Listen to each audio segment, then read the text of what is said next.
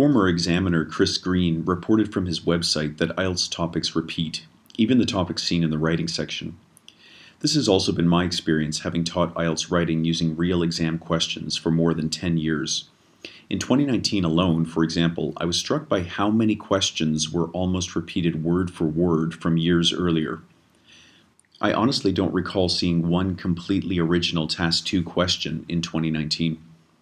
Everything had either been asked before or was some renewed iteration of a question that appeared previously on an exam from last decade. It is thus helpful and relevant to occasionally revisit old questions to remind us of the breadth of topics and lexical pools we might encounter on the exam. And so in this video, I will read 5 Task 2 questions from 2019 and analyze the topic and required response structure for each, which should be a helpful exercise that reinforces your ability to engage these topics in an IELTS context. The first question was seen in Saudi Arabia. Many people believe it is better to learn something in a group rather than individually. Do you agree or disagree? The topic of this question asked the writer to comment on how people best complete a task. In this case, that task is learning something. The response structure would of course be a straightforward argument essay. You are thus best to argue in support of one of the sides, upholding your position throughout the entire essay. This second question was seen in Nigeria. In many countries, fast food has become a way of life. It not only affects people's diet, but their lifestyle as well. Do you agree or disagree with this statement? Give your opinion and relevant examples. Here we see yet another Task 2 question on the topic of fast food, which is not uncommon. Once again, an argument essay would be the best response structure. This third question was seen in Turkey. Nowadays, mobile phones and the internet have become a very common aspect of socializing. Do you think the advantages of this development outweigh the disadvantages? Give your opinion and share relevant examples from your experience.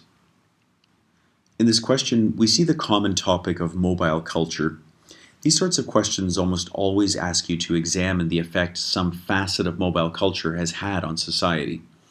And in this case, that specific facet is ways through which people socialize.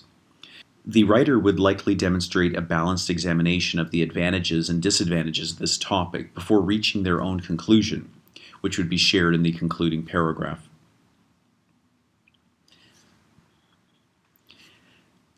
Question 4 was seen in India. The number of older people is increasing in many parts of the world. What are the effects of this on society as a whole? What are the advantages or disadvantages of this trend? Also common are questions to do with changing demographics in society, especially the overall aging of demographics in certain countries, as we see here. However, although this is a pretty straightforward topic that lends itself well to many real-world examples, this double action question is made particularly complex by its action words, which demands the writer commit significant portions of the response to defining the effects aging populations have on society, and secondly, defining the advantages or disadvantages of this trend. These two parts would likely be designated their own paragraphs, with the conclusion paragraph carrying out the very important task of declaring some sort of final thought that summarizes what has been examined. The last question was also seen in Nigeria.